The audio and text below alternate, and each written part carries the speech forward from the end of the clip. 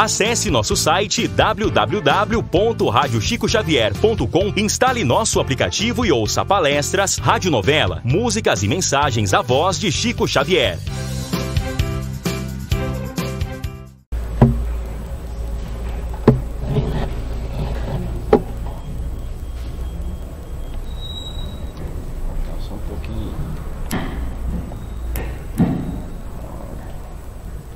Nem de salto alto eu escapo do ajuste, né?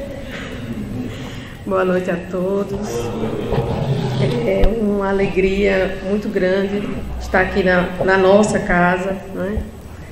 Fazendo aqui parte dessa reunião, a terceira reunião pública do ano de 2020, o que é para mim uma imensa alegria de poder compartilhar esse momento. Eu tenho a esperança que a espiritualidade amiga estará aqui conosco, nos intuindo, nos inspirando, fazendo com que a gente seja favorecido no sentido de sairmos daqui com esperança renovada, com o espírito renovado para o ano que está apenas se iniciando. E penso que depois de falar em esperança em 1 minuto, pelo menos 2 vezes, vocês já captaram que esse é o tema que a gente vai tratar na noite de hoje.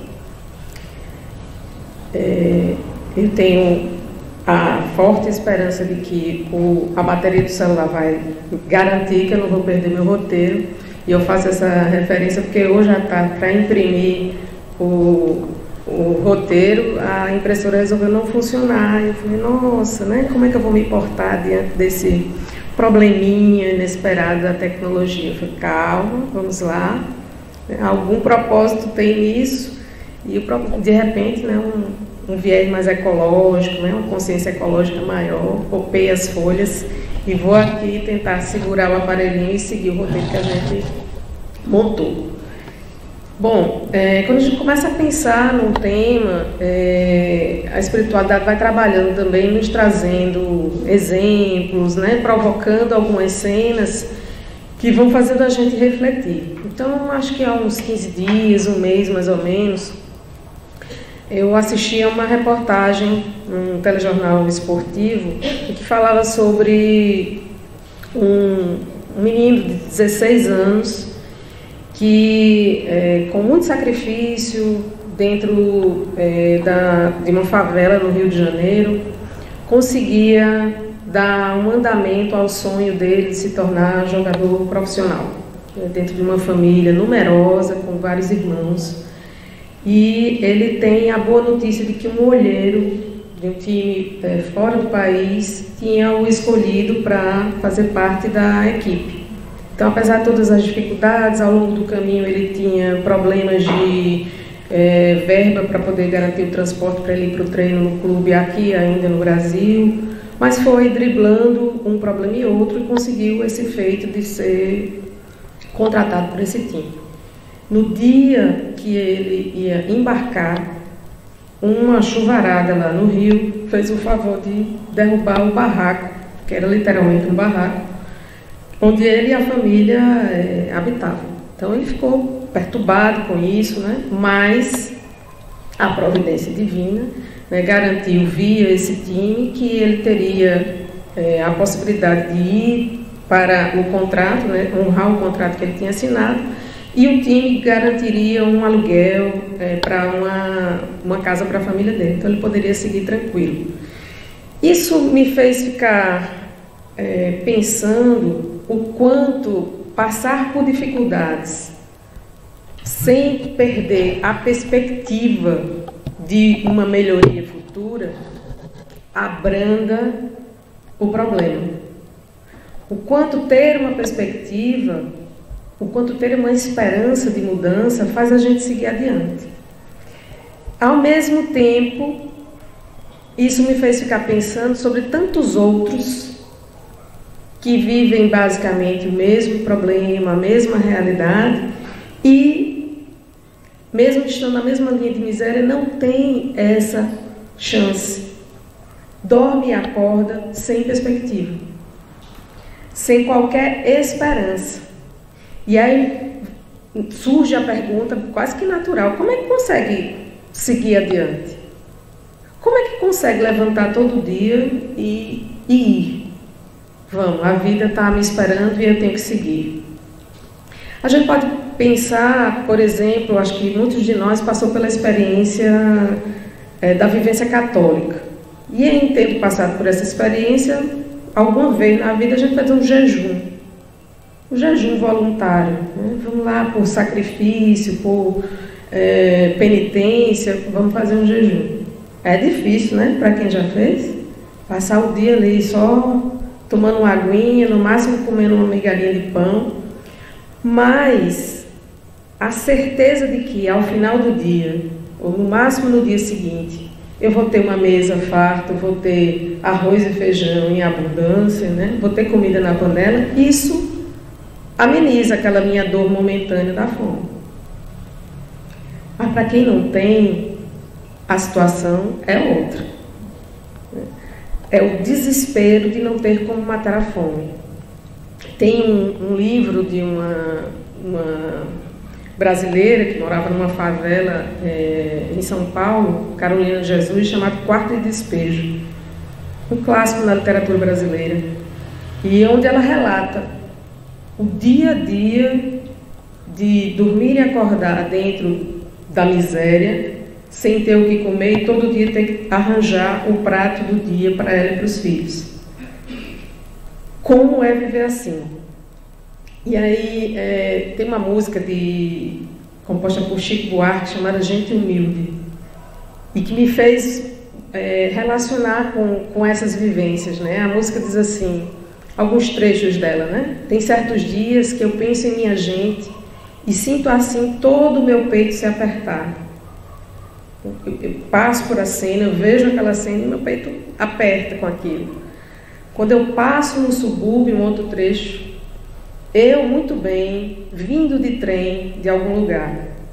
Eu na comodidade do trem, né, na comodidade do meu carro, do ano.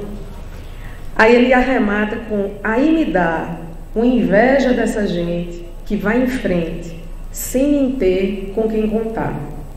Isso é muito forte, me arrepia, efetivamente. Tem uns dias que eu estava pensando sobre isso, eu acho que a palestra foi uma oportunidade para compartilhar com vocês sobre esse pensamento. Então, materialmente falando, de acordo com a música, de fato, existe um desamparo. Nós outros espíritas sabemos que espiritualmente esse desamparo não está posto. Interessante como a espiritualidade não brinca em serviço. Os meus exemplos aqui estavam atrelados a miséria, né? A quem passa a prova da miséria. Aí venceu de perto com a leitura do Evangelho, com a dificuldade de quem vem com a fortuna, né? Segundo o Evangelho, é uma dificuldade muito maior. E aí, não à toa, hoje à tarde, vim de uma caminhada com meu marido, a gente sintoniza na CBN e aí vem uma notícia assim. Não, é porque eu recebi uma carta, era um comentário de um consultor financeiro que recebia uma carta de uma médica casada com um médico que estava com um problema muito sério. Ela recebe mensalmente 50 mil reais junto com o marido e aí ela consegue poupar 20 mil. Eles conseguiram acumular 1 milhão de reais e aí fizeram finalmente a compra do apartamento dos sonhos, que custou 1,5 milhão. Eles deram 400 mil, né, de entrada, financiaram 1 milhão e alguma coisa, pagam 6 mil por mês. Ela queria saber o que fazer com 1 milhão que ela tinha na poupança. É um grande problema, né? O problema é que eu fiquei, nossa, né? Encontrei como utilizar aqui. E aí, essa cegueira para a miséria dessa gente, eu fico pensando qual é o tipo de esperança que as pessoas que são afortunadas têm ou deixam de ter. Mas como eu não me preparei para isso, eu só trouxe a citação mesmo. Depois a gente pensa sobre esse tipo de questão. Para quem vive na miséria, alguns dos suportes para poder enfrentar, um deles é a religiosidade. E aí, se eu for pensar de novo no Rio de Janeiro, se eu for trazer novamente o exemplo do Rio de Janeiro, o que está acontecendo nos morros habitados, em sua maioria, pela população negra, é uma quase que unanimidade da religião do protestantismo. Né? Há uma dizimação das religiões de matriz africana. E o protestantismo prevalece, né? Apresentando uma visão de vida futura num formato a partir da tradução que eles têm do que seja a vida futura. Para quem não segue essa esperança, vamos assim dizer, que não tem esse alento religioso, mas que experimenta a mesma problemática, outro caminho é se anestesiar para aqueles que não desistem no meio da prova, porque não é fácil encarar essa prova. Se você se sente um tanto desamparado, se você olha para um lado e para o outro, e aí eu vou me lembrar da prece de Augusto, quando ele diz, aqueles que não conseguem encontrar a luz, oremos por aqueles que não conseguem visualizar a luz. Então, diante da não visualização da luz, a gente tende a sucumbir. Não à toa a gente está cheio de... A gente tem um crescimento do índice de suicídio. Mas para quem ainda se mantém persistente, vamos dizer assim, uma outra alternativa que consegue enxergar, que consegue perceber, é se anestesiar. Como? O álcool, a droga. Porque passar pela dor no cru não é fácil. Dormir e acordar sem a perspectiva não é fácil. Vocês querem um exemplo disso? Como a gente desiste quando a gente não tem perspectiva? Alguém que já teve uma continha básica para pagar na casa lotérica em plena segunda-feira, de início de mês, e pegou uma fila assim, um tanto recheada, um tanto quilométrica, foi lá pelas 4 da tarde, a lotérica fechando às 6, e passado uma meia hora, a fila sem andar, você se dá conta que o sistema caiu. E aí o sistema cai e você pergunta, vai voltar quando? Vai voltar? Não sei. Aí desiste um, desiste outro. E a fila vai encurtando. Encurtando. Por quê? Mas por que desistiram? Não tinha conta para pagar? Não podia ser que tivesse uma multa para pagar se você não pagasse naquele dia? Desistiu porque não tinha perspectiva de voltar. Então, sem perspectiva, é difícil permanecer na luta. E aí, a gente volta o nosso olhar para nós outros que abraçamos a doutrina espírita, que é a doutrina do Consolador prometido. É a doutrina da esperança por excelência. Cabe a nós que decidimos livremente abraçar essa doutrina a desesperança? Cabe em nós a desesperança? Não. É um contrassenso. É uma contradição nos afirmarmos espíritas e sermos aqueles que não tem mal o que fazer não. Estou aqui sem saída, sem ver a luz, no beco sem saída, não espero mais nada. O que é um caminho para a depressão, né? Não sou da área da psicologia, também não vou me aventurar a falar sobre isso, mas a gente sabe que, diante de uma internalização de uma ideia de que não há mais esperança, você tende a chegar a caminhos como o da depressão. Eurípides Barçanufo, a partir de uma psicografia feita com Sueli Caldas Schubert, afirma que a desesperança é como se fosse um cupim que corrói sistematicamente a estrutura. E vai lá, nos cercando, quando a gente pensa que não, caiu, né? A gente vacilou. E a gente tem uma tentação grande em inventariar, né, para inventariar as dificuldades, para justificar a nossa falta de esperança. Não, porque ninguém me ama, ninguém me quer, ninguém me chama de meu amor, né? Eu não tirei na Mega Sena, né? Eu sou um infortunado, então está aí justificada a minha falta de esperança. Eu já tentei Enem 5 vezes, mas para o mesmo curso, eu só quero se for medicina, e eu não passo, então minha esperança foi por água abaixo. E eu vou justificando o porquê de eu ser tão desesperançoso. De forma que a gente, em alguns momentos, acaba assumindo um discurso pessimista. Quanto de nós já não se pegou dizendo, não tem mais jeito, é o fim dos tempos, né? A coisa piorou muito, no meu tempo era melhor. São todas as frases em desarmonia com o que prega a doutrina do Espírito, que é a ideia de um processo evolutivo contínuo. A gente não retrocede. É bem verdade que a gente atravessa tempos difíceis. Isso todo mundo consegue perceber, né? Mas os espíritos já nos informaram da transição planetária. Para quem acompanha essas informações sabe que isso está posto. Em obras póstumas, no item Minha Missão, já são apontados os sinais da transição. E aí eu vou aqui abrir aspas.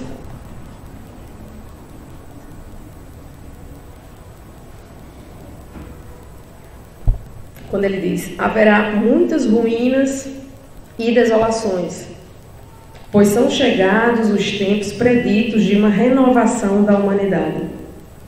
E aí ele nos tranquiliza: apenas haverá um cataclisma de natureza moral, de que os homens serão os instrumentos. E é o que a gente tem visto. O cataclisma é moral. A chamada é para uma renovação do ponto de vista moral. Não vai ter... e a promessa, né? Não há nenhuma previsão de catástrofe natural, mas ele chama atenção para os problemas de natureza moral. E a gente está literalmente plantando o que a gente tem, colhendo o que a gente tem plantado. Ainda em obras póstumas tem uma parte que diz o seguinte: o que se prepara não é, pois, o fim do mundo material, mas o fim do mundo moral. É o velho mundo, o mundo dos preconceitos, do orgulho, do egoísmo e do fanatismo que se esboroa. Cada dia leva consigo alguns destroços. Tudo dele acabará com a geração que se vai, e a geração nova erguerá o novo edifício, que as gerações seguintes consolidarão e completarão. Então, estamos em pleno processo de mudança. O que é dentro, o que ainda mantém características desse mundo velho, dessa velha moral, tende a desaparecer. E o novo está por vir. Está para chegar. Nesse momento de turbulência em que a gente tende a deixar de lado a postura da esperança, o que a espiritualidade amiga nos alerta é a busca pela oração, a ajuda incondicional da oração. A nossa esperança ainda é muito duvidosa, né? Ela ainda é muito frágil, mas a gente precisa aprender a cultivá-la a partir da oração. Na Epístola de Paulo aos Romanos, ele vai nos dizer: porque tudo que dantes foi escrito para o nosso ensino, foi escrito para que pela paciência e consolação das Escrituras tenhamos esperança. Ou seja, nos foi dado instrumentos para que a gente tenha certeza sobre um porvir melhor. Nós não estamos desamparados sobre esse ponto de vista. Temos esse recurso para que a gente fortaleça a nossa esperança nesses dias melhores.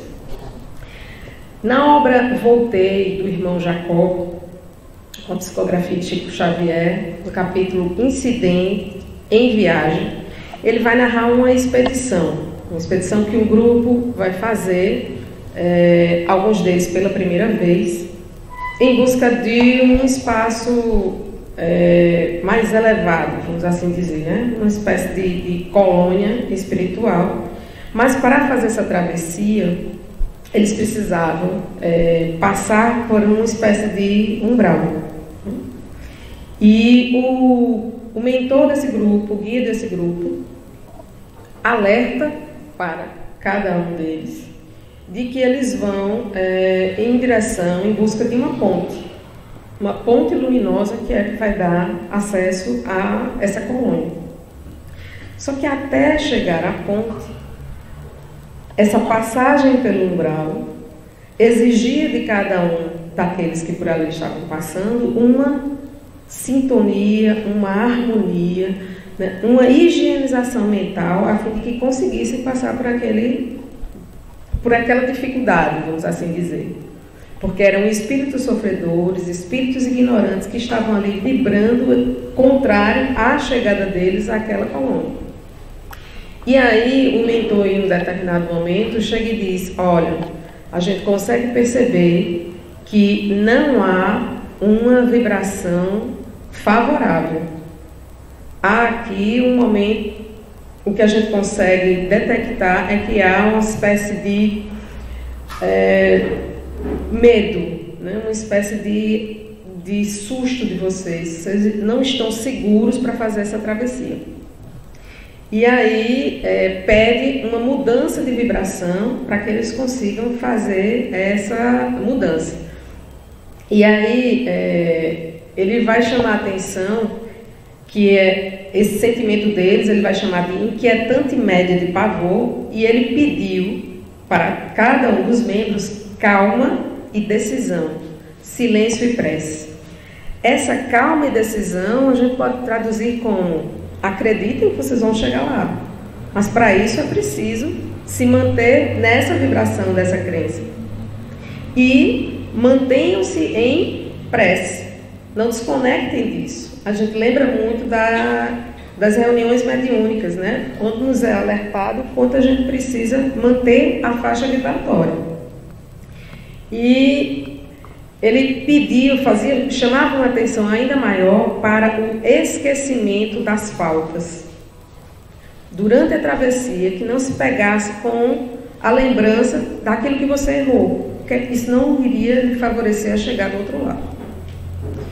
Porém, não necessariamente todo mundo conseguiu, né, manter-se nessa vigilância. E um daqueles que integrava o grupo se perturbou e disse: eu não posso fazer essa travessia, eu não sou merecedor, eu matei na terra. E quando ele diz isso, os espíritos que ficavam vibrando negativamente ali apareceram e disseram: não pode passar, não deixamos passar quem matou, assassino não. E aquilo mexia ainda mais com ele. Então o mentor diz, para se manter em prece, em paz, que não era favorável à lembrança daquilo que você tinha feito em seus momentos anteriores.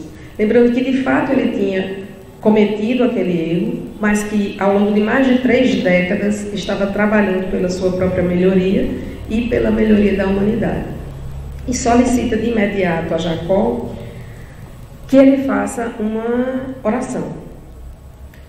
Ele titubeia, mas olha para a filha e entende que era preciso sim fazer aquela prece naquele momento. Em obedecendo, fazendo a prece, ele vai lembrar que a filha, nos momentos em que ele estava saindo da carne, fazia a prece por ele do Salmo 23.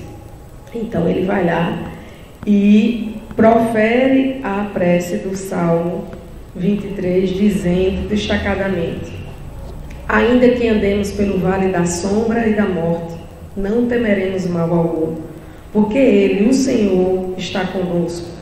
A sua vontade e a sua vigilância nos consolam. Depois disso, eles conseguiram... Sua pesquisa gerou o seguinte resultado. Eu dispenso o resultado.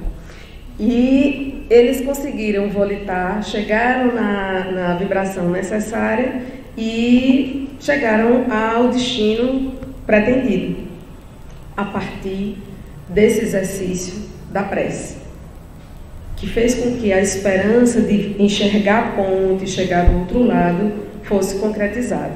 Então, essa lição que tem no livro Voltaire faz a gente pensar sobre o quanto a culpa também pode levar à desesperança, nos colocar como não merecedores de algo melhor.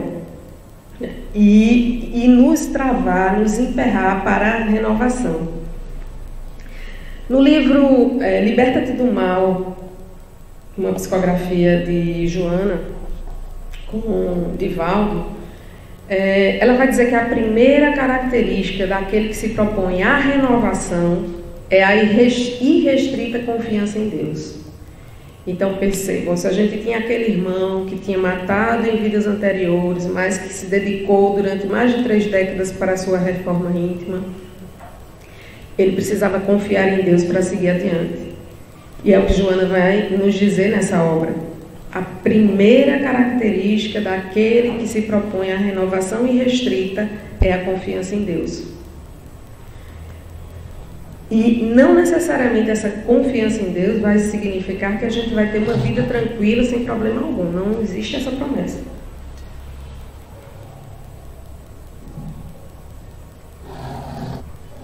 Não foi isso que nos foi dito. A gente precisa manter a tranquilidade em relação a todos os acontecimentos que nos chegam. E sermos gratos pela oportunidade daquilo que está nos acontecendo. Traduzindo, como diria Paulo, em tudo dá graças. Conseguir enxergar a necessidade de dar graças naquilo que nos acontece, embora muitas vezes a gente não entenda. De novo a espiritualidade trabalhando, semana passada, em favor das construções dessas nossas conversas. Semana passada eu estava num evento, e um evento que estava muito cheio, o espaço, e eu cheguei, já estava todos os espaços ocupados, mas na última fileira tinha uma família reunida e vi que tinha uma mulher e uma criança sentada ao lado dela. E aí eu, considerando que era pelo menos 4 décadas mais velha do que a menina, invoquei, né, o poder da velhice praticamente, e disse: seria possível sentar aqui e a senhora colocar a menina no colo? E a mulher prontamente. Eu agradeci e a menina olhou assim para mim e fez: mãe, eu não conheço ela. Aí eu: muito prazer, meu nome é Carlos, o seu. E a gente foi conversando e eu percebi que a menina tinha alguma deficiência cognitiva. E a gente foi conversando e ela me disse que o nome era Maria Eduarda e ficou a menina lá tagarelando, vamos assim dizer. E a gente foi conversando. O evento durou 2 horas e ao longo desse tempo a mãe acabou me dizendo sobre o nascimento dessa menina. Ela tinha um irmão gêmeo, sem problema algum de cognição, mas ela, ao nascer, o crânio não tinha fechado, a previsão da equipe médica era que ela não sobreviveria, se sobrevivesse não falaria, não andaria, enfim, vegetaria. A médica pediatra do hospital onde a criança nasceu relutava em colocar a menina na UTI porque acreditava que ela não sobreviveria. Enfim, isso foi contornado, a menina sobreviveu, está hoje com 6 anos, como já coloquei, faz fisioterapia, faz acompanhamento com fono, com todas as especialidades médicas que você possa falar. Simpaticíssima, de bem com a vida, e a mãe lá contando essa história de quanto ela acreditou na vida da filha. O quanto ela manteve a esperança, apesar de toda a especialidade, a autoridade da especialidade médica ter dito que seria o contrário. História de esperança. História de quem acredita na alegria, apesar dos pesares. E eu vi a alegria naquela família, né? A alegria de viver e de servir. Também em Liberta-te do Mal, Joana vai falar que o esperançoso jamais se permite abater quando lhe chegam as provações. Provações que são necessárias ao avanço espiritual, mantendo essa alegria de viver e de servir. O que não impede momentos de tensão. Isso vai acontecer. Chico Xavier dizia que se a gente desejar a tranquilidade, O caminho era amar e servir. Não existia outro. Então, Chico não era alguém com a saúde 100%.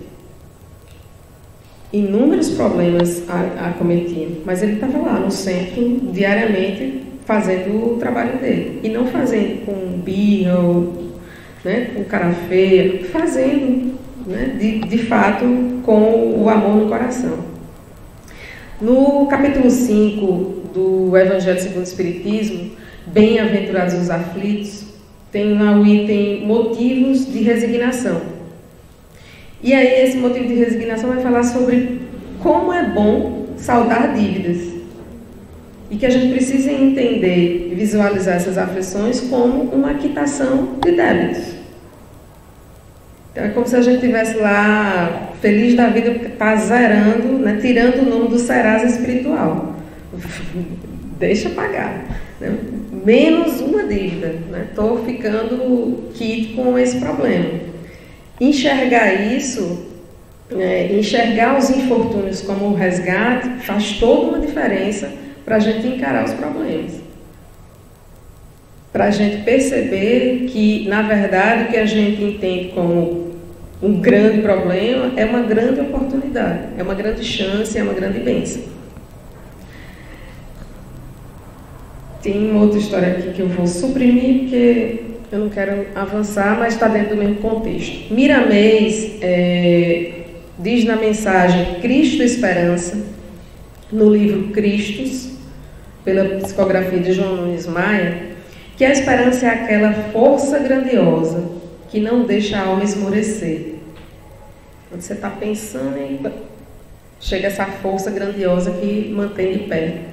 Que ensina ao doente a acreditar na cura, ao caído a levantar, ao pobre a esperar com paciência, ao preso a confiar no futuro, ao faminto e ao nu a manter no coração a certeza no amanhã tudo poderá estar mudado. A esperança espiritualizada vence a morte, porque no momento da partida confia na vida do além-túmulo como a verdadeira vida. A esperança faz com que a gente encontre sentido e alivie as turbulências da existência. Para além do ditado popular, diz que é a última que morre. Né? No Livro dos Espíritos, na questão 257, ela é apontada como a filha da fé, sendo como o luar que se constitui dos bálsamos da crença. E a fé em si é a divina claridade da certeza, que alguém já aproveitou isso numa letra de música. A fé como a divina claridade. E aí a gente tem que todo estar falando aí sobre esperança, sobre como em nós muitas vezes é falha, de que forma a gente pode fortalecê-la. Mas uma outra proposta que a gente pode fazer para pensar sobre esperança é refletir o quanto Deus espera de nós. O quanto Deus acredita em nós e mantém a esperança em cada uma das existências aqui presentes, em cada um daqueles que Ele criou, apesar das nossas falhas, apesar dos nossos titubeios, apesar de todas as vezes que a gente o nega. Ele se mantém firme, esperançoso, dando um voto de confiança. Para cada um de nós aqui, em sua maioria, aqui está, alguém deu um voto de confiança. Vá lá, vá tentar de novo. Eu acredito que vai dar certo. Hoje não tem mais cheque, né? Então não foi um cheque em branco. Vai passar a senha do cartão de crédito. Você vai lá que eu sou seu avalista e acredito que você vai frutificar. Estão apostando na gente. E a gente vai ser procurada para saber, e aí, o que é que fizeste de tudo que foi depositado em ti, em teu potencial? Então, essa expectativa espiritual em cada um de nós, ela é real. E é bom que a gente lembre disso também, né? e importante na sustentação dessa esperança, que a gente aprenda a contar, como nos ensina o Evangelho, a contar a vida pelas dádivas que nos chegam, e não por cada item que implica naquilo que nos foi retirado, suprimido. Contar a vida pelas dádivas. O que nos aconteceu de bom em 2019? A gente consegue contabilizar? Ou a gente esquece? Ou a gente esquece que perdeu não sei o quê, que não deu certo aquele negócio que a gente estava tentando, aquela pós que a gente se inscreveu, mas não foi aprovado, o Enem que o filho tentou e não fez. Mas será que a gente não conta as coisas boas? A gente lembra das coisas boas? Aprender a contar a vida pelos bons feitos. Celebrar esses bons feitos. Agradecer por cada um deles. Haroldo Dutra, em uma de suas palestras, compara Deus, vai dizer assim: Deus é como uma mãe grávida que vai gestando o anjo que há em cada um de nós, ainda acreditando, um dia a gente vai chegar lá, um dia todos nós seremos anjos. São as melhores vibrações em nosso favor. Às vezes a gente mesmo provoca o aborto, né? A gente não vai vacilando, não estou pronta ainda. E nesse não estar pronto ainda, em algum momento a gente vai conseguir chegar lá. E a gente pode lembrar que Jesus, diante de Públio Lentulus, fez um convite para que ele o seguisse.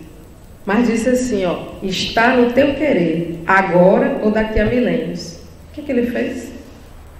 Daqui a milênios. Quem não chegou depois de milênios? Emmanuel.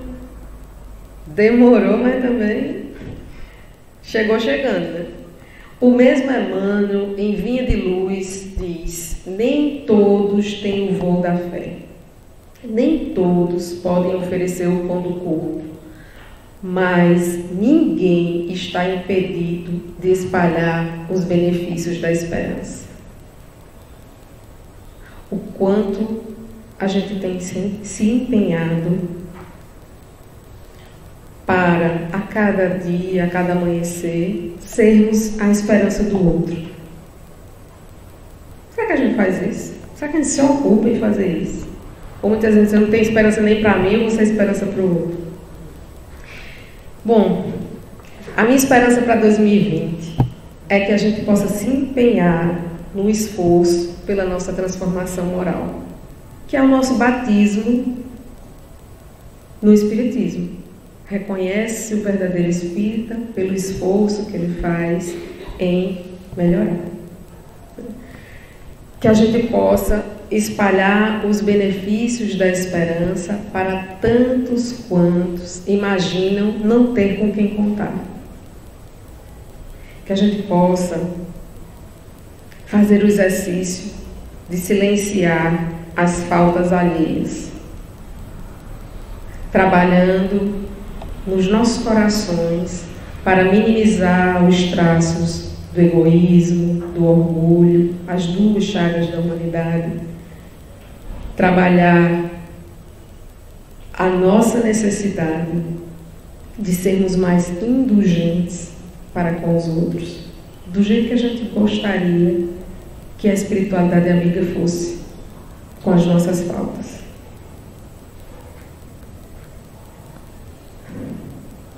A esperança de Deus em nós é para que possamos ser mais perdão, para que possamos ser mais amor, que possamos fazer ao próximo aquilo que gostaríamos que o próximo nos fizesse.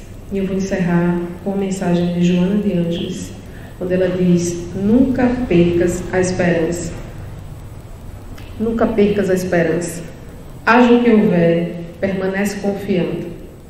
Se tudo estiver contra e o insucesso te ameaçar com desespero, ainda aí espera a divina ajuda. Somente nos acontece o que será de melhor para nós. A lei de Deus é de amor, e o amor tudo pode, tudo faz. Quando pensares que o socorro não te chegará em tempo, se continuares esperando, descobrirás, alegre, que ele te alcançou minutos antes do desastre. Quem se desespera já perdeu parte da luta que irá travar, avançando prejudicado. Muito obrigada, boa noite, muita paz.